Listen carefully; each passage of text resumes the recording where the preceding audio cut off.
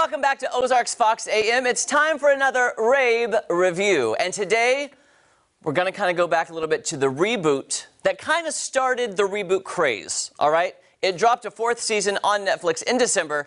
That's right, Fuller House is back with all of its nostalgic glory. Now, I will be honest, I watched the first season when it debuted on Netflix because I was all on board that nostalgia train, okay? I thoroughly enjoyed reliving my TGIF childhood. So when I attempted to watch the second season, yeah, I kind of gave up on the show. Okay, here's what I thought. I felt it was a bit over the top, and maybe the nostalgia had worn off.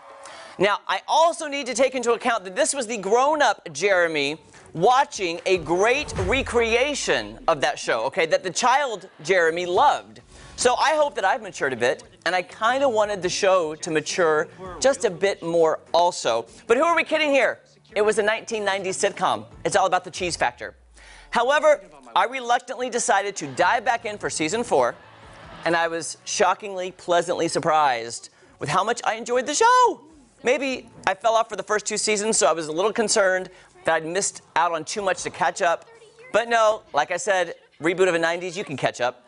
It was a fun and easy binge, and I actually enjoyed it.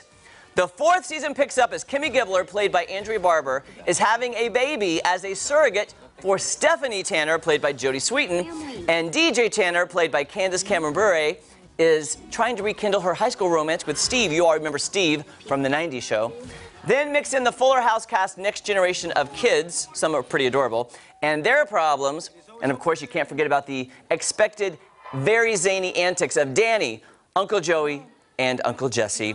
The nostalgia is real, it's fun, and by the way, if you like the Full House catchphrases from the 90s, Fuller House keeps them going, and going, and going, including about 10 different ways DJ's character can say her catchphrase, "Oh my Lanta." Here's a hint. The season 4 episode 1 is titled, "Oh My Santa." Oh, it just keeps going from there. Like literally every way you can say "Oh My Lanta" that rhymes with Lanta, they do it. Fuller House has not been picked up as of yet for season 5, but the child in me really hopes it goes on for a few more seasons because I'm all on board the nostalgia train again. Maybe I'm just in the mood. So Fuller House does get, season 4 gets a Rabe review. Up next, the Golden Globes were last night.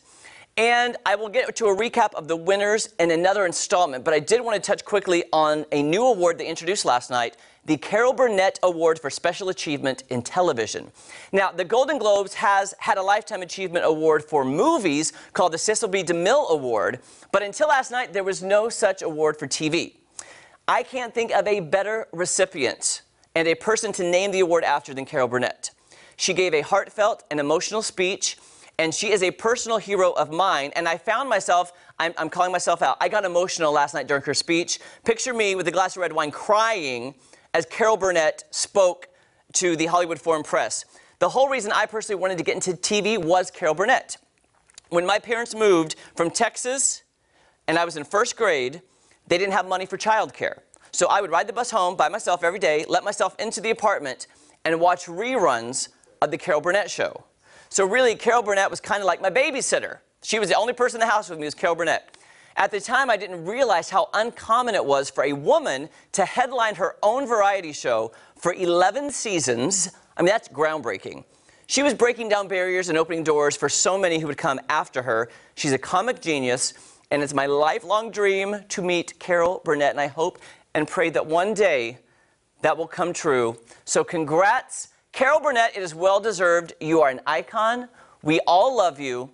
And in my book, Carol Burnett always gets a Rabe review. I love her so much. And for that, I say, I'm glad we had this time together, Carol. I want to meet you. So that's another Rabe review. Again, we'll get to all of the winners of the Golden Globes, plus the Critics' Choice Awards coming up next week. You do not want to miss that.